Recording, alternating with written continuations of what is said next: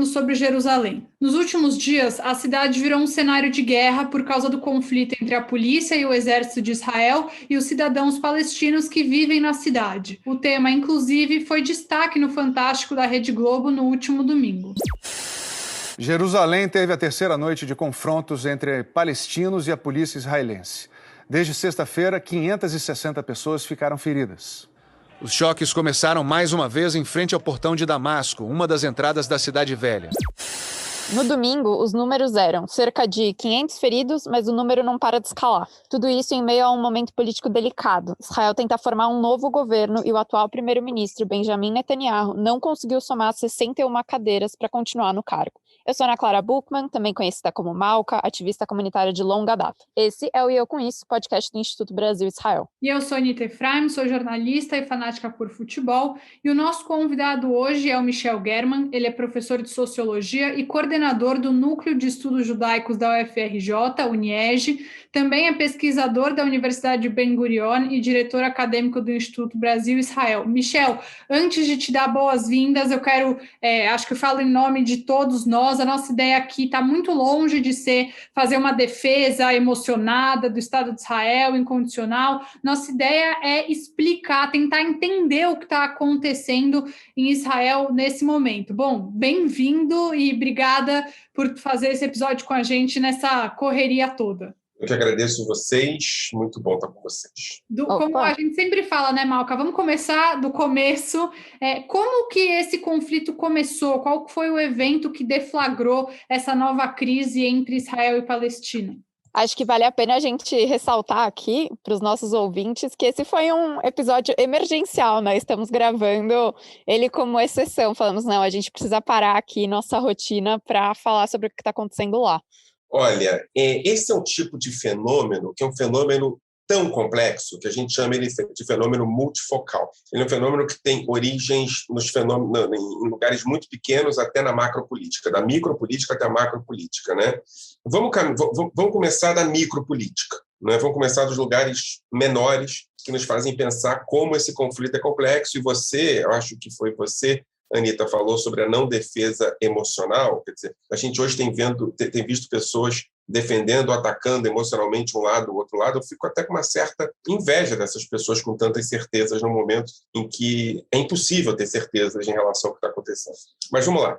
O que acontece é o seguinte, a coisa de um ano se acelera um processo de despejo de famílias palestinas num bairro que fica próxima à rua principal de Jerusalém Oriental. Jerusalém Oriental tem uma rua principal que liga a Cidade Velha até a região de Har HaTzofim, chamada Salahadin, ou em português Saladino. No final dessa rua, como quem vai para os hotéis, né? Tem um monte de hotel ali, tem um bairro pequeno que tem dois nomes.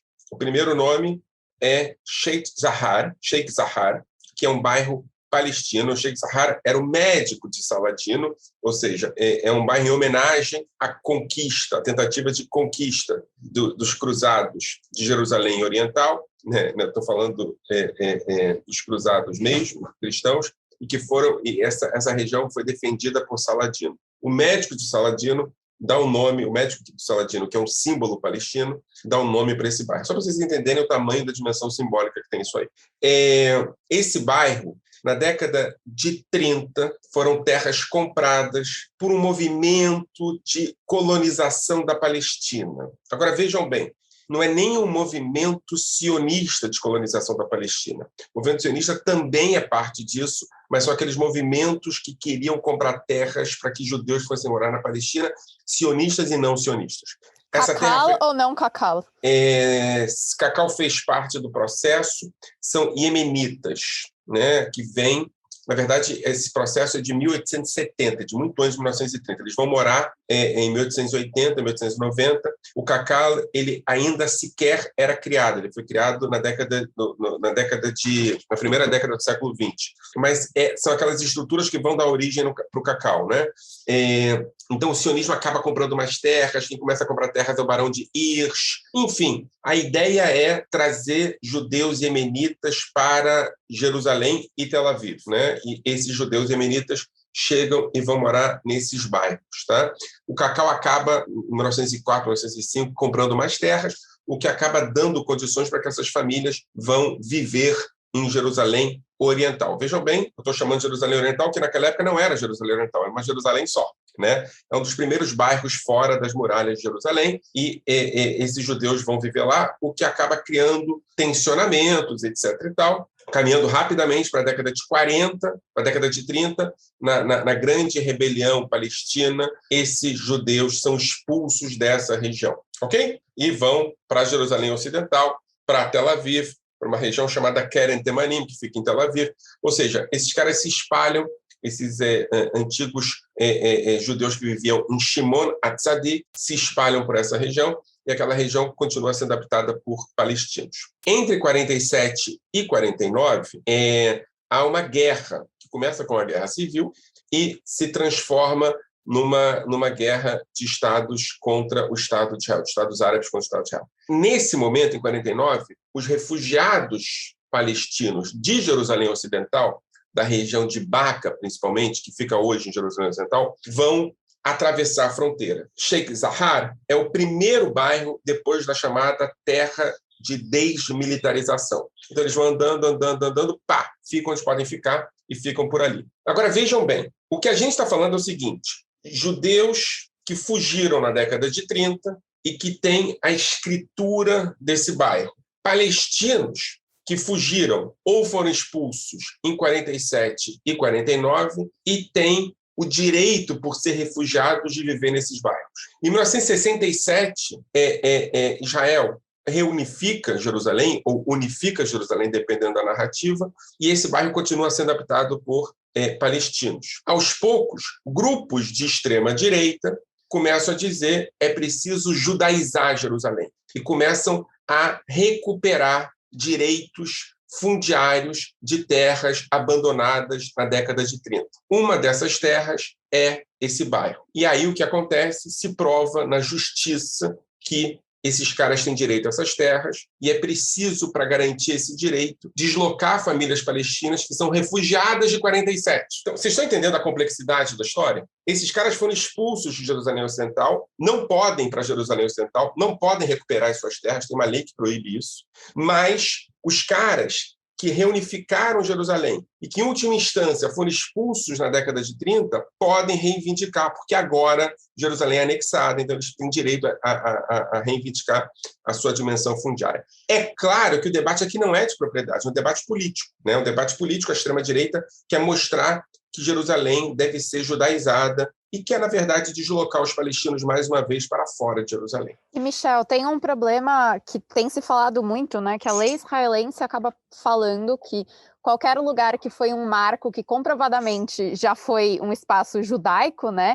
E Shimon Atzadik ali é uma região para isso, é de direito do Estado de Israel, né? Israel pode tomar dentro posse das desse fronteiras. Lugar, dentro das fronteiras. E o que acontece, quer dizer, das fronteiras do Estado de Israel, o que tira, por exemplo, a Cisjordânia.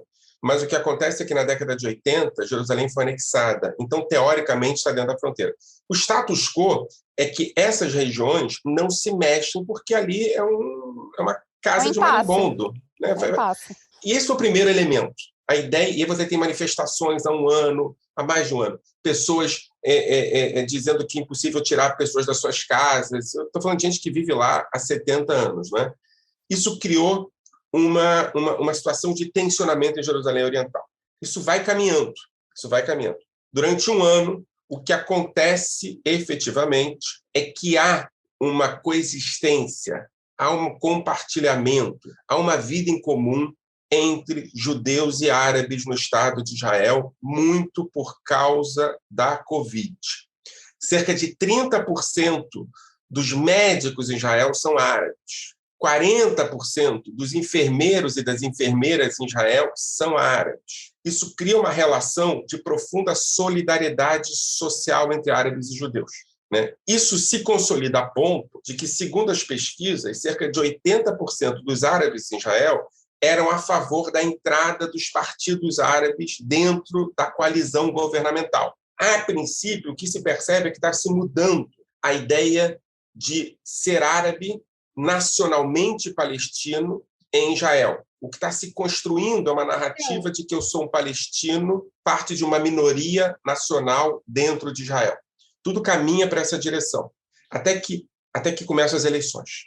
E Bibi Netanyahu, na quarta eleição, toma uma decisão que talvez nos explique um pouco a explosão dessa semana, que foi para garantir uma coalizão. Ele não consegue formar coalizão, ele chama para o parlamento e arquiteta um partido onde ingressam membros carranistas da extrema-direita. Dentre eles, um membro profundamente conhecido da opinião pública israelense, chamado Ben-Gvir, Itamar Ben-Gvir. Um dos caras envolvidos, inclusive, no massacre de Hebron, um dos caras envolvidos na época do assassinato de Rabin, uma figura conhecida da extrema-direita. Para Bibi garantir a coalizão, ele chama esse cara. Esse cara tem um low profile durante as eleições, começa a falar que não é contra árabes, é contra os terroristas, é fofo, fala piadinha, é um cara jovem, consegue garantir uma espécie de cacherização da imagem.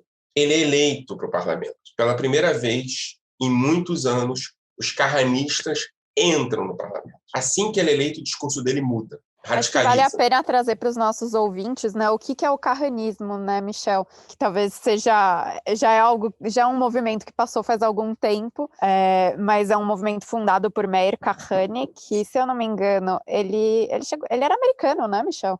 Meir Kahane era americano, de uma família israelense muito famosa, mas foi morar nos Estados Unidos.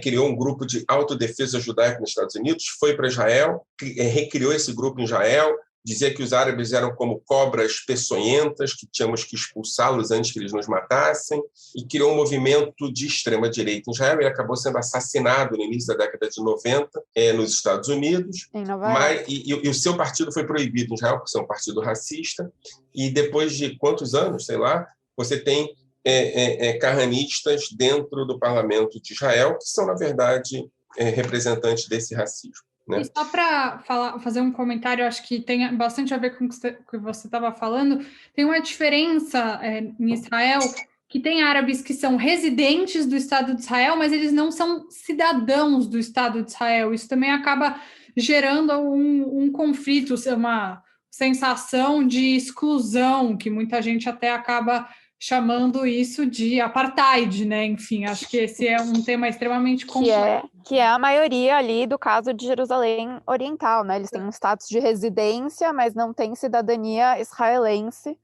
Esse caso que a Anitta está falando é o caso de Jerusalém. A maioria dos árabes de Jerusalém são residentes, mas não têm cidadania. E aí é mais interessante ainda, né? Quer dizer, você chama de apartheid, Anitta, eu tenho um pouco de problema pelo contexto político e histórico. Eu não chamo, estou dizendo que tem gente que chama. Ok. Eu tenho um pouco de problema com esse conceito, mas, né, por conta de contexto histórico e social e político que ele é usado e ele é reutilizado. Mas há que se entender o seguinte, o território é israelense, e o cara que vive naquele território não é israelense. Né? Então tem uma situação que é uma situação insustentável, não é? É como se, para o cara ser israelense, ele tem que abrir mão da cidadania jordaniana. E para abrir mão da cidadania jordaniana, ele tem que abrir mão de uma série de possibilidades que ele tem na Jordânia. Então, é uma situação... E já tentaram, né, Michel? Lhes foi oferecido cidadania pelo menos umas 2 vezes. Desde que ele abrisse em mão da Jordânia, da cidadania jordaniana. Uma vez foi em 81, né? A Malca, até a gente pode deixar aqui na descrição do episódio um texto bem interessante que a Malca me mandou, do Jewish Unpacked, que fala sobre o contexto, e ele fala que a última vez foi em 81, e que recentemente os pedidos de cidadania são pouquíssimo aprovados. Então, E aumentaram. Aumentaram, mas em 2018 foram 300 entre 1.000 pedidos, então é ainda uma minoria expressiva. A gente pode deixar aqui na descrição do episódio esse texto. E vamos ouvir agora, gente, um depoimento do Eitan Gottfried, já participou. Eu posso só dar uma informação? Claro. Acabaram de acertar um ônibus em Holon, um míssil do Hamas, o que muda completamente a situação. E acho que é muito importante a gente falar sobre isso, que ele vai contar um pouco como está a situação em Jerusalém. A gente vai ouvir o áudio dele e a gente já volta com o Michel. Vamos. Oi para todo mundo. Eu vou contar um pouquinho sobre como está a situação aqui em Jerusalém. Nas últimas semanas teve uma escalada muito rápida de violência especialmente na rua, aqui em Jerusalém, né? Tudo começou um pouco com o TikTok, que teve árabes que colocaram vídeos dando tapas em judeus, e depois judeus mais extremistas também responderam, com manifestações também bem violentas. Junto a isso tem o mês do Ramadã, que é sempre um mês mais complicado, e que, especialmente na última sexta-feira, que é a última sexta-feira do Ramadã, teve vários conflitos nas paradas mesquitas com os policiais israelenses. E junto com isso, ontem também teve Yom Yerushalayim, que é o dia, né, que a gente comemora a reunificação de Jerusalém em 67, que também é um dia muito, muito polêmico e complexo, e onde as emoções ficam à flor da pele.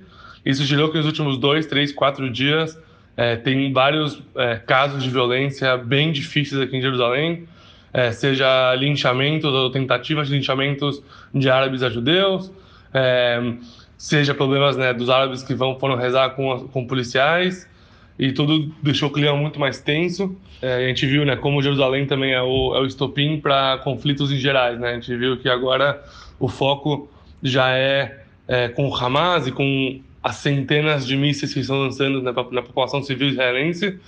Então, todo o clima está ficando bem intenso, especialmente em Jerusalém. Eu acho que a grande diferença a gente, infelizmente, já conviveu, né, com climas assim antigamente, mas acho que agora a grande diferença, ou pelo menos o que eu estou sentindo aqui, é que tem muito mais tensão na rua, tem muito medo da hora de linchamentos ou de uma escalada mais rápida de violências, e talvez com possíveis ataques terroristas que possam chegar a vir.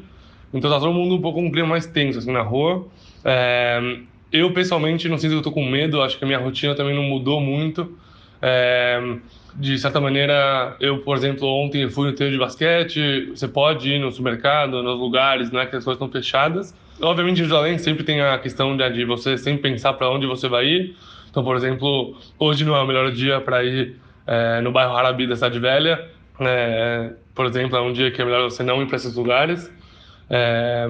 Mas teve outras mudanças assim, na rotina. Por exemplo, o escritório, por não ter do trabalho, por não ter um lugar antibombas, né, para você poder se proteger, você não pode ir para o escritório, você só pode trabalhar de casa. E obviamente todo mundo fica olhando muito as notícias, especialmente agora com os mísseis no sul. Tá todo mundo esperando, né, que as coisas se acalmem, mas também vendo que talvez as coisas não vão se acalmar tão rapidamente. E eu, pessoalmente, espero muito que esse conflito se acalme, que as coisas se acalmem, que a gente consiga voltar a uma rotina normal, e terminar esse conflito só com poucos dias de coisa acontecendo. Mas, pelo menos de ontem e hoje, né, foram lançados mais de 350 foguetes para Israel. Hoje, agora, faz alguns minutos, agora são 2h20 aqui de Israel, apareceram que vários foguetes caíram em casas ou até em lugares educativos aqui em Israel. E é sempre assim que começam casos de operações em Gaza, e isso é sempre ruim. Então eu espero que isso não se agrave, porque se isso agravar uma operação militar maior, aí sim vai demorar mais tempo para terminar. E também o que é interessante também é que não é só Jerusalém e Gaza. Vários árabes israelenses em vários lugares do país também começaram a fazer manifestações, e algumas manifestações também violentas em todo o país. E isso também é uma coisa mais ou menos nova nos últimos anos. Então agora a sensação agora é um pouco de tensão e esperar que as coisas se acalmem mais rapidamente. Tá bom? Um abraço. Michel, você acha que dá para dizer para quem vive em Israel um momento, tem motivo para estar preocupado, para estar assustado com essa escalada de violência? E aí acho que dá para falar não só dos judeus israelenses, né, mas também dos árabes israelenses, de todo mundo que acaba sendo vítima desses mísseis, desses foguetes, dessa violência toda que agora está tão presente no país. Então, em algum sentido, essa história toda que eu contei sobre o bairro deu condições para que as contradições de 47 e de 67 produzissem um enfrentamento dentro da cidade de Jerusalém. E eu sou de Jerusalém. A cidade de Jerusalém é uma cidade acostumada com esses confrontos. São ondas de violência que vão e voltam, não é? Elas começaram, a primeira reação foi uma espécie de pogroms do TikTok. Os caras filmavam agressão a israelenses e judeus israelenses, principalmente religiosos, e mandavam para lá. Isso criou um tensionamento muito grande. Agora, se você olha, Malca e Anitta, se vocês olham o calendário, assim, vocês falam assim, isso vai dar problema. Porque isso tudo acontece nas vésperas de Ramadã, do final de Ramadã, de Yom Yerushalayim, da Nakba. Ou seja, qualquer programação mais, enfim, bem feita, diria o seguinte: a gente tem que resolver isso antes que essas datas sensíveis politicamente aconteçam. Porque o resumo do conflito palestino-israelense está nesse bairro de Jerusalém Oriental e está com esses pogroms que estão acontecendo. O que aconteceu é que a polícia israelense não interveio, não agiu de maneira a resolver essa questão, de maneira a evitar uma explosão de violência. Veio o Ramadã, a explosão chegou com o Ramadã, e aí, vocês que são de comunicação, tem algumas cenas que circulam pelo mundo árabe que fizeram com que essa explosão de Ramadã chegasse a níveis que ultrapassassem Jerusalém. Uma das cenas importantes para vocês entenderem é um bando de meninos do Bnei Akiva dançando de uma yeshivá do Bnei Akiva, dançando na frente do muro com umas labaredas atrás do Muro das Lamentações, como se a mesquita tivesse explodido. A gente tem um áudio. Vamos ouvir aqui rapidinho esse áudio que o Michel está se referindo.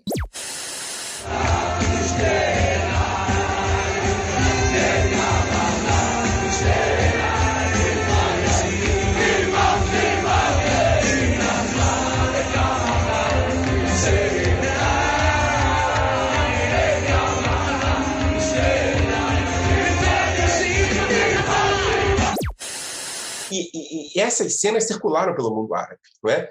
E aí o que acontece é o seguinte: a grande pergunta dos especialistas Sheikh Jarrah, pogroms dos TikToks, tensionamento de Ramadã. Quem é que está mandando nessa história toda? Quem é que está organizando essa resistência? Quem é que está organizando essas manifestações? Ninguém sabia.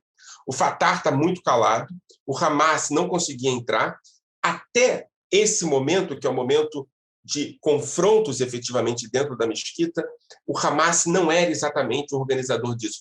Eram eventos, por assim dizer, espontâneos, com todo o cuidado que a palavra espontâneos tem, mas eram eventos dos árabes de Jerusalém. Quando isso acontece, o Hamas entra, organiza os eventos, organiza ataques efetivos a Israel e com mísseis. E aí começa a atacar. Ontem atacou Jerusalém, que é uma coisa muito rara, né? Hoje já está atacando as cidades do centro de Israel. Ontem teve uma cena que, de novo, a questão da construção de narrativa. Atacaram Jerusalém no meio de uma reunião do Knesset. Os deputados tiveram que sair do Knesset para entrar em abrigos antiaéreos por causa do Hamas. Então, a sua pergunta, Anitta, é o seguinte: a sensação de insegurança hoje é uma sensação que está ocupando todos os israelenses em todos os lugares de Israel. Se até aquele momento a situação era em Jerusalém, que já está acostumada a ter situações de tensionamento, hoje a situação de medo está em Tel Aviv, Petah Tikva, Ra'anana, em cidades que não estão acostumadas a ser, por assim dizer, à frente de conflitos e de confrontos com israelenses. O que o Hamas conseguiu fazer nesses 2 últimos dias foi construir uma narrativa de que há uma guerra contra aqueles que querem dessacralizar a mesquita de Jerusalém. A gente também está passando por um momento em que estamos descobrindo um novo arsenal do Hamas, né? Então, se antes os foguetes que são feitos dentro de Gaza, né, conseguiam atingir aí uma distância mais ali para o sul de Israel, hoje estão falando que esses novos foguetes, agora recém-produzidos em Gaza, são 120 quilômetros de alcance. Então, realmente, você passa por essa sensação de medo, né? Por essa sensação de que não sabe o que vai acontecer. Você está em São Paulo, né, Malca? Sim. Você está descobrindo, o que eu acho absolutamente legítimo. Agora, quem não pode dizer que está descobrindo isso agora é o governo de Israel, né? O governo de Israel, ele tomou uma decisão nos últimos 5, 6 anos de negociar com o Hamas e isolar a autoridade palestina. E aí, nesse sentido, desde a última guerra com o Hamas, desde a última onda de ataques que Israel fez a Gaza, 2014, então são quantos anos? 6 anos, 7 anos. O que o Hamas fez foi garantir que, por mediação do Catar, a população de Haifa, a população de Gaza, recebesse alguns benefícios econômicos e ele pudesse construir e reconstruir o seu arsenal. Ou seja, o Estado de Israel, o governo de Israel, não pode se assustar com o arsenal do Hamas. Quem pode se assustar disso é Ana Buchmann, que está em São Paulo, né? Agora, o Ministério da Defesa, o governo Bibi Netanyahu, ele tem que entender quais são os riscos verdadeiros. Diga-se de passagem, Hamas, o Guga Chakra brinca que o Hamas é um time de segunda divisão. A primeira divisão é o Hezbollah. Hamas é muito pouco perto do que o Hezbollah pode. Mas, provavelmente, o governo de Israel sabia que havia mísseis que podiam alcançar Haifa, Tel Aviv, Haifa ainda não, mas Tel Aviv, Ranana, Petah Tikva, etc. E, por algum motivo, decidiu avançar nos acordos econômicos pontuais e táticos com Hamas e ignorar a autoridade palestina na Cisjordânia, o que acabou causando o fortalecimento do Hamas em Gaza e na Cisjordânia. Bom, falando ainda do momento político, então, né, a gente sabe que Israel está vivendo um momento delicado, né, de troca de governo e ainda não sabemos qual será o próximo governo de fato. Terminou o período de eleições, o Netanyahu teve a oportunidade de formar governo, ele não conseguiu e agora a responsabilidade foi dada para Yair Lapid. Então, como é que a gente consegue relacionar o momento político com esse conflito que está acontecendo agora, se é que tem alguma relação? Eu acho que tem muitas relações. Tem relações indiretas claras, não é? A primeira relação indireta clara é que houve uma intervenção do governo na polícia de Israel. Trocas de comandantes, manutenção de um vice-comandante durante algum tempo, a situação de que uma polícia que deixou de ser eficiente, deixou de ter eficiência e passou a produzir-se a partir de interesses políticos específicos. No caso, o responsável pela polícia de Israel, Amir Ohana, tinha como objetivo garantir que não houvesse mais investigações contra Bibi Netanyahu. Então, a polícia perde o espaço. O segundo elemento que eu acho importante, a gente está vendo isso acontecer em algumas cidades mistas, é que há uma onda muito grave de criminalidade nas cidades árabes em Israel. E a polícia de Israel não consegue parar essa onda, o que significa que há muitas armas ilegais em cidades árabes, o que pode estar causando essa explosão de violência nacionalista. Havia uma onda de criminalidade. O terceiro ponto, que eu já falei sobre, é que Bibi Netanyahu arquiteta uma coalizão com a presença de grupos de extrema-direita. A avaliação do Bibi Netanyahu é que ele formaria a coalizão e controlaria os grupos de extrema-direita. Quando ele deixa de formar a coalizão, você tem os grupos de extrema-direita e não tem o controle do Bibi Netanyahu. Né? O quarto elemento é que Bibi Netanyahu percebeu que os partidos árabes não formariam coalizão com ele, principalmente o Partido Islâmico do Sul. E o que acontece, efetivamente, é que ele resolve, em algum sentido, quando ele percebe aquele calendário cheio de eventos, por algum motivo, de alguma maneira, não intervir e não preparar o terreno para evitar a explosão. Deixa que a explosão aconteça. O outro ponto importante é que há um grupo de árabes israelenses, de palestinos com cidadania israelense, que decidiu entrar na coalizão. Estou me referindo aqui ao movimento islâmico do sul de Israel, né? Que é do partido Ram. Tem um outro partido, tem outro movimento que é muito próximo do Hamas, que é o movimento islâmico do norte de Israel, que olha para isso tudo com muita desconfiança. E apareceu uma oportunidade para eles derrubarem esse processo de normalização que acontece desde as eleições. Ou seja, as eleições, em algum sentido, estabeleceram condições para que houvesse essa explosão de violência, principalmente em Jerusalém, o que acabou condicionando a explosão de violência vinda de Gaza pelo Hamas. Michel, uma dúvida em relação a essa guerra de narrativas, né? Uhum. É muito comum que a comunidade judaica reclame bastante de como a mídia noticia o que acontece em Israel. Então, a maior parte dos destaques acaba sendo Israel bombardeia Gaza, sei lá quantas pessoas ficam mortas após Israel enviar míssil a Gaza e coisas assim.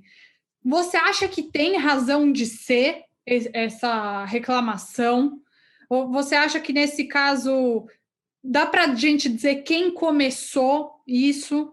Israel merece esse destaque negativo por ser uma potência mais forte? Como que você posiciona esse debate que tanto incomoda a comunidade judaica no geral? Eu não sei muito bem. Vocês são especialistas no tema de mídia mais do que eu entendo. Eu leio o jornal, né? O que eu acho é o seguinte: esse evento em particular. Primeiro, eu acho que ninguém é anti-Israel ou pró-Palestina a priori. Eu acho que se constrói narrativas o tempo todo e essa é a disputa que se consolida no processo. Eu acho que a comunidade judaica, setores específicos da comunidade judaica, com a sua pouca tolerância para críticas a Israel, acabam fortalecendo perspectivas anti-israelenses na mídia. Eu acho que esse é um problema, né? A ideia de você encher uma caixa de um editor porque falou que tem ocupação em Israel acaba fortalecendo a ideia de que, enfim, esses caras são chatos pra caramba, parem de torrar o saco, vou falar o que eu quiser. Eu acho que é muito pouco eficiente a construção de uma narrativa pró-israelense por setores específicos da comunidade judaica do Brasil. Eu acho que tem que mudar. Nesse caso específico, Anitta, eu acho que tem dois elementos, né? Tem a primeira parte do processo, com o despejo do bairro, a explosão em Jerusalém, a explosão de violência, a falta de habilidade primária da polícia em Israel em controlar o que estava acontecendo, os grupos de extrema-direita que começaram a agredir os árabes em Israel. Isso tudo possibilita a ideia de que a primeira parte do processo seja uma parte em que Israel efetivamente seja o culpado. Assim, a sociedade israelense não conseguiu lidar com seus radicais, né? E tem a segunda parte, que é o aproveitamento dessas condições por um grupo terrorista como o Hamas e o bombardeio de população civil pelo Hamas, que é crime de guerra, né? Então, eu acho que nesse momento, que é um momento, eu volto a dizer, muito complexo, está complexo pra caramba, talvez a parte do conflito palestino-israelense onde todas as complexidades aparecem.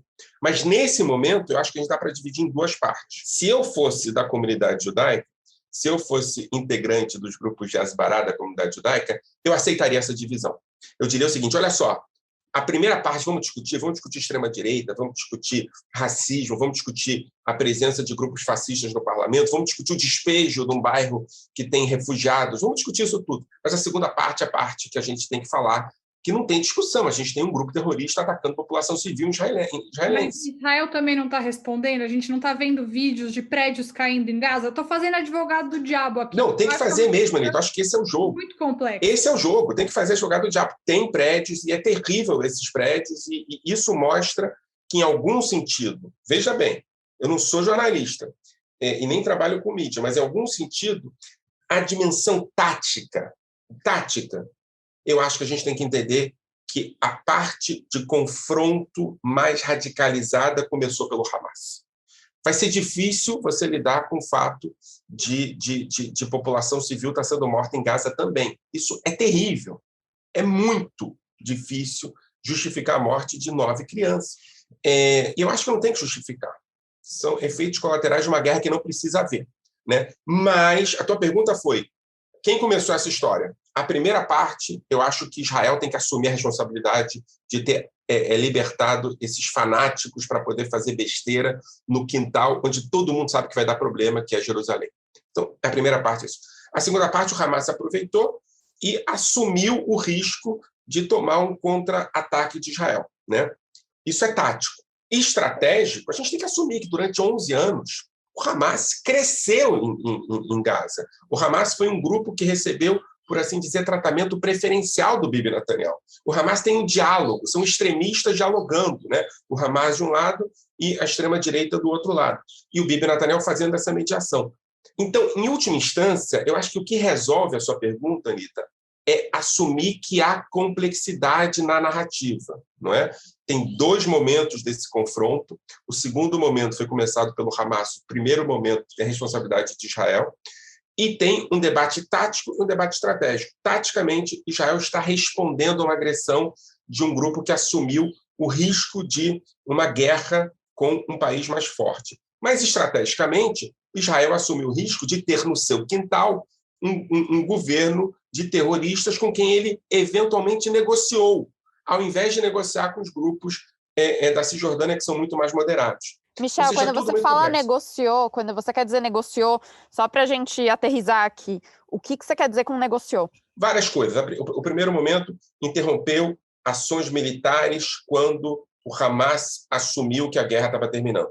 Em segundo momento, conseguiu distribuir dinheiro por intermédio de terceiros países árabes, Catar e Egito, por conta de acordos feitos com o Hamas.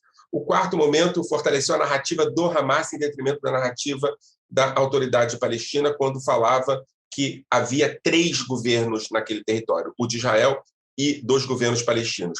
Ou seja, houve uma aproximação do governo Bibi Netanyahu, desses últimos governos Bibi Netanyahu, com o governo de Gaza, o que fortalece o Hamas. Eu brinquei com você, Malca, quando você falou que estamos descobrindo isso. Assim, eu não tenho dúvida alguma que o governo de Israel não está descobrindo nada, não está sendo surpreendido com os ataques do Hamas, com a possibilidade de chegar longe. Mas a população talvez sim, né? A população sim, é isso. Porque se eu moro na minha bolha em Tel Aviv, eu não espero que... A população sim, e isso é a irresponsabilidade. Durante anos você está negociando com um grupo terrorista, você está distribuindo dinheiro para um grupo terrorista, né? O Catar está fazendo isso por intermédio do governo de Israel. Isso é terrível. Né? E fortalecendo o Abu Mazen, que já é uma figura fraca, já é uma figura pouco carismática, já é uma figura com pouco poder, e está enfraquecendo o Abu Mazen. Então, taticamente, voltando à pergunta da Anitta, eu acho que a segunda parte, a responsabilidade é do Hamas. Mas, estrategicamente, a gente tem que discutir por que Bibi Netanyahu tem tanto medo de levantar as questões duras da sociedade israelense, uma delas, a responsabilidade por refugiados em 47, 48. Agora, voltando à primeira coisa que eu falei, de repente, essa questão dos refugiados vira um tema, olha só que coisa perigosa, vira um tema com o qual Israel vai ter que lidar. Ninguém se lembrava desses refugiados. Estão vivendo ao lado de Jerusalém, trabalhando em Jerusalém, agora está se falando nisso. Então, eu fico impressionado com a incapacidade, esse pessoal fala de Asbará, não sei o quê, com a incapacidade de eles entenderem que tem que ter estratégia. Você não pode, de repente, estar na mão de um bando de fanáticos que está reivindicando um território que foi retirado em 1930 e agora você tem que abrir uma caixa de Pandora sobre informações que vão enfraquecer a imagem de Israel. Às vezes eu fico achando, Anitta, que a extrema-direita é antisionista, porque ela está colocando à frente temas que são temas... Está tratando de temas que não precisavam ser colocados na berlinda. Está fazendo isso por quê? Para garantir meia dúzia de famílias ultra-ortodoxas vão morar no meio de árabes, despejar famílias árabes com avós, crianças. Para que fazer isso? Talvez seja para fortalecer a imagem de que eles moram no Velho Oeste, de que Israel não é um Estado, mas ainda é um território em conquista, etc. E tal, o que, para mim, é uma perspectiva antisionista. Agora, vamos falar que de ontem para hoje já foram chamados 5.000 reservistas para cobrir as fronteiras.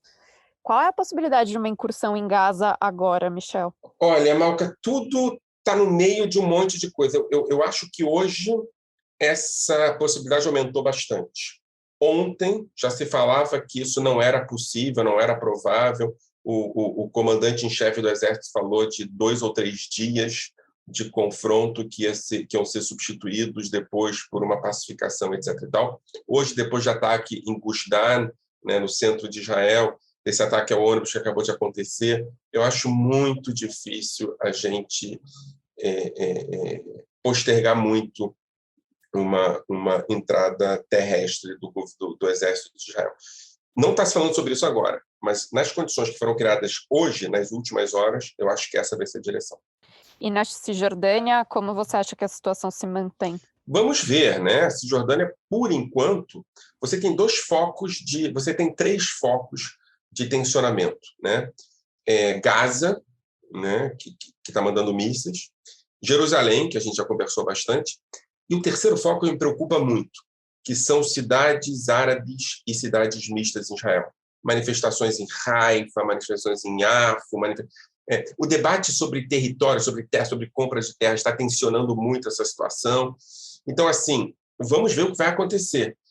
Por enquanto, a Cisjordânia não é o foco de tensionamento. Michel, falando em Cisjordânia, há alguns episódios, a Amanda e a Malca conversaram com o Diogo Bercito sobre as eleições legislativas na Palestina. E o Mahmoud Abbas... Excelente episódio. Excelente episódio mesmo, aprendi muito. Obrigada, gente. Faltem algumas casinhas, muito bom mesmo. Uhum. E recentemente eles falaram no episódio, ventilaram a possibilidade, assim, estamos falando sobre eleição, mas não sei exatamente se vai ter. E o Mahmoud Abbas suspendeu a votação por causa de Jerusalém, porque disse que não conseguiria fazer a eleição lá em Jerusalém Oriental. Onde fica esse pleito no meio dessa zona toda? Primeiro eu tenho que aprender com o Diogo, né? Porque ele sabia que não ia ter eleição e ele fez questão de dizer que não sabia. Isso é genial. Ele falou isso algumas vezes pra gente. Segundo, assim, é claro que essas eleições poderiam ter acontecido, não é? Resoluções fáceis, o cara viajava 2 quilômetros e votava, fazia votação dentro de igrejas, dentro de mesquitas, o Estado de Israel não pode entrar. Não foi feito por conta, e o Diogo explicou muito bem, menos do fortalecimento do Hamas e mais do fortalecimento de grupos alternativos dentro do Fatah Abu Mazen, né? É muito interessante essa pergunta, Anitta, porque eu acho que não fez diferença alguma. Eu acho que essas eleições elas não iam causar maior tensionamento nem menor tensionamento. Eu acho que o debate era outro. O debate já estava se levando em direção à explosão por conta desses feriados, dessas datas, da questão da votação no Supremo Tribunal de Israel sobre o despejo das famílias de Sheikh Jarrah. Eu acho que esse era o debate. Não sei se vocês perceberam, mas o adiamento das eleições não causou nenhuma polêmica, não causou nenhuma explosão, não causou nada. Eu acho depois de 20 anos, que são mais uns meses. Mas eu acho que além de 20 anos, né, eu me lembrei de uma expressão meio grosseira para falar isso que você acabou de falar, mas além de 20 anos, eu acho que é irrelevante. Abu Mazen é tão irrelevante que ninguém nem percebeu que tem eleição. Só para quem não está acostumado, Abu Mazen e Mahmoud Abbas é a mesma pessoa. São a mesma pessoa. Sim, para ele é muito confortável, né? Ele deve estar bastante conivente com a situação, na verdade. Abu Mazen deve estar muito satisfeito com o que está acontecendo.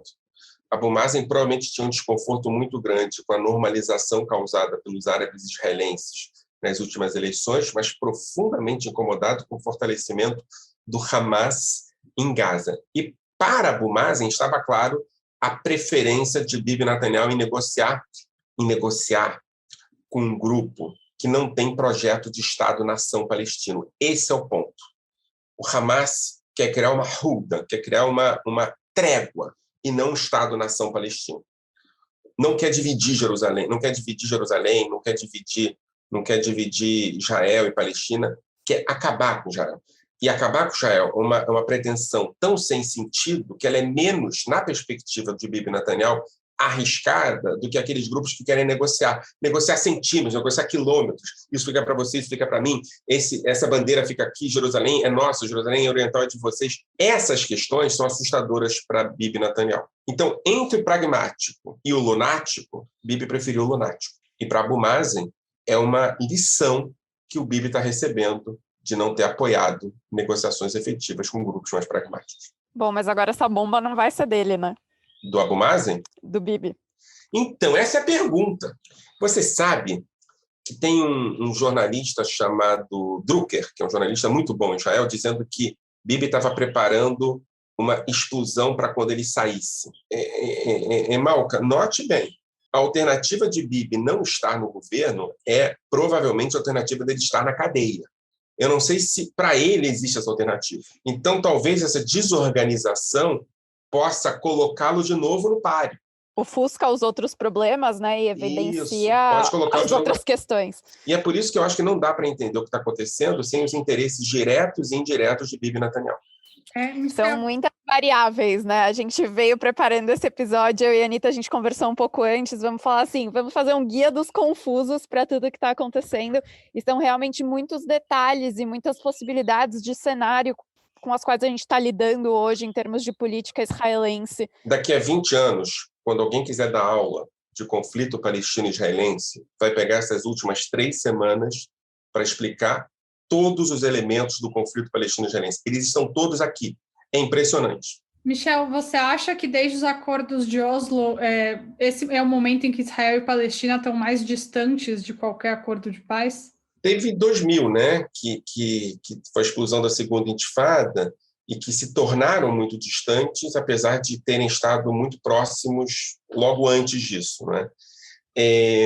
O que acontece hoje é que acordo de paz não está na mesa, né, Anitta? Quer dizer, não é que eles estão distantes, não está no, assim, não tá no horizonte das expectativas, não está no horizonte das possibilidades. Mas não se fala sobre isso. A impressão é que hoje isso não é nem mais uma utopia, entendeu? Não está no horizonte das expectativas, não existe essa possibilidade. Agora, a gente fala do gerenciamento do conflito, né? E agora a gente está numa encruzilhada, né? Se é possível gerenciar isso ou se vai ter que ter uma postura abrasiva. O problema do gerenciamento do conflito é que quando o conflito não pode ser gerenciado, ele cria mortes, né? Eu acho que isso é interessante. A ideia de que gerenciar o conflito é a alternativa melhor do que chegar a um acordo, eu acho que é o momento de entender que não, que às vezes, quando você deixa de gerenciar o conflito, que ele perde as condições de controle, ele cria morte, né? Vamos ver, assim, mas uma coisa muito importante, tá? A gente está num momento de transição que a gente nunca esteve na história mundial há pelo menos, sei lá, desde 89, né? Está mudando muita coisa. A questão da Covid, o discurso do Biden sobre economia, os acordos de paz. Agora, depois dos acordos de paz, você tem aproximações no Oriente Médio entre os Emirados Árabes e a Arábia Saudita, coisa que há 2 semanas atrás, se eu falasse para vocês me chamaram de maluco, está acontecendo, não é? Emirados Árabes e Arábia Saudita, não, desculpa, entre Irã e Arábia Saudita, você está começando a ter conversas entre os dois. Bibi fez um acordo, olha só que coisa enlouquecida, há um mês atrás com os países do Golfo, e esse acordo hoje é quase irrelevante, porque hoje você já tem aproximação efetivamente dos países do Golfo com o Irã, né? Então está tudo mudando tão rápido. Eu só estou dizendo o seguinte, não tenho a sensação de que os acordos de paz entre palestinos e israelenses estão descartados. Eles podem voltar à mesa em breve se as peças do tabuleiro mudarem. E uma das minhas apostas é que as peças vão mudar. Uma das peças fundamentais do tabuleiro era Trump, mudou para Biden. Outra peça fundamental do tabuleiro é Bibi Netanyahu. Pode ser que ele mude. Uma terceira peça fundamental do tabuleiro é Abu Mazen. Não acho que muda tão cedo, mas eu acho que Abu Mazen pode recuperar alguma relevância.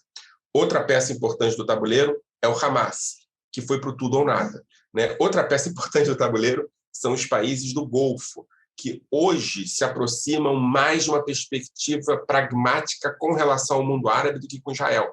Os acordos com Israel acabaram deixando Israel menos relevante para o Golfo, porque antigamente eles precisavam negociar com Israel no segredo. Agora não precisam mais, então eles precisam mostrar publicamente que, por exemplo, com o que aconteceu em Jerusalém, eles são a favor de Al-Quds, são a favor de Jerusalém. Então mudou tudo tão rápido que eu não me surpreenderia se a gente daqui a 1 ano estivesse falando de acordos de paz, de um Oslo 5. Bom, vamos caminhar aqui para o final desse episódio, muitas coisas acontecendo. Eu estou abrindo aqui a página do Jerusalem Post para os nossos ouvintes saberem. Hoje é terça-feira, são 10:04 da tarde. Acabou de dar que uma pessoa faleceu nesse ataque a Holon, no ônibus. Isso já está confirmado e ao todo, hoje sendo terça-feira, já foram mais de 700 foguetes em direção a Israel, vindos de Gaza. O que a gente pode fazer, nós três aqui, Michel, e nossos ouvintes, como bons sionistas nesse momento? Eu acho que estudar.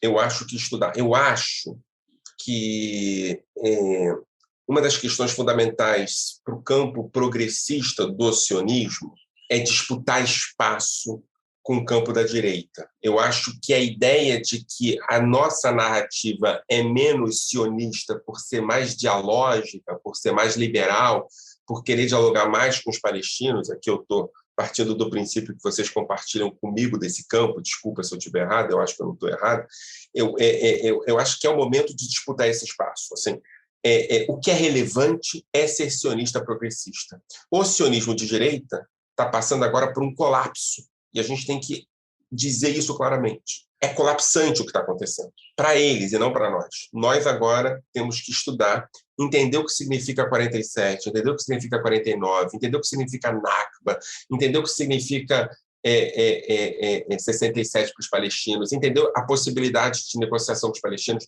Eu acho que o risco, tem que ficar claro que o risco não é falar ocupação, que o risco é ignorar que há ocupação, que o risco não é falar sobre Nakba, que o risco é administrar o conflito, que o risco não é fingir que o outro lado é sempre errado, que o risco é partir do princípio que o lado de cá não pode ser nunca criticado. Eu acho que normalizar, desessencializar, transformar Israel num Estado absolutamente normal, que comete erros e acertos, é fundamental para avançar. O que a gente tem na mão hoje é a possibilidade de disputar a narrativa com os grupos de extrema-direita, que são hegemônicos na narrativa sionista, e com os grupos pró-palestinos radicais, que são hegemônicos no Brasil na narrativa palestina. Eu acho que é fundamental que nós atuemos na perspectiva de mostrar que tudo é mais complexo do que se imagina. Quem simplifica aposta na ignorância. Não é novela das 9, né? Que tem um vilão bem definido, um mocinho bem definido. Acho que essa mensagem é essencial para a gente acabar. Então, queria agradecer ao Michel German, que é professor de Sociologia e coordenador do Núcleo de Estudos Judaicos da UFRJ, UniEG, também é pesquisador da Universidade Ben-Gurion e diretor acadêmico do Instituto Brasil-Israel. O IB continua atualizando toda essa situação, produzindo conteúdo sobre isso, e a gente volta com mais informações assim que a gente tiver. Até semana que vem, pessoal. Tchau. Tchau, gente. Obrigado. Só um protesto, Anita. Eu sou noveleiro, muito. Então, é uma boa novela, tá? Não é uma novela ruim. Assistam Fauda. Olá, aqui é a Amanda de novo e hoje eu vou aproveitar o nosso quadro de notícias para alguns esclarecimentos. E já pegando o gancho desse episódio, você, ouvinte do nosso podcast, deve estar acompanhando toda essa escalada de violência em Israel. A população mal pôde comemorar o fim do uso de máscaras e livre circulação nas ruas e já se vê de volta ao velho normal. No dia em que gravamos este episódio, na terça-feira, levantamos uma dúvida sobre uma possível incursão em Gaza. Então é importante trazer uma atualização considerando as notícias posteriores à nossa gravação.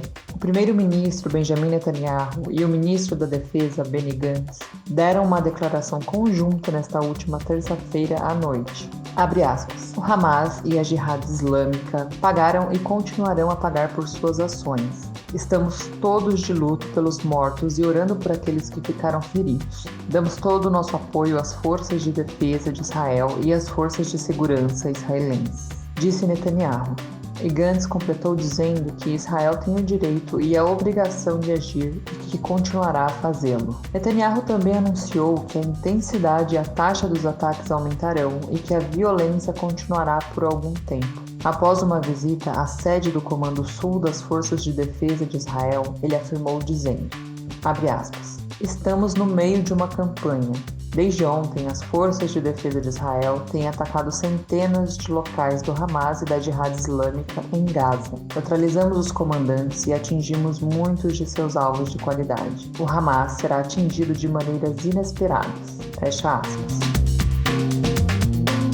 E depois dessa atualização, aproveito também para um esclarecimento sobre um dos assuntos que abordamos no episódio da semana passada, quando falamos com o vice-presidente da CONIB e comentamos sobre o caso envolvendo o advogado criminalista Ari Berger, dizendo que ele teria sido absolvido no STF.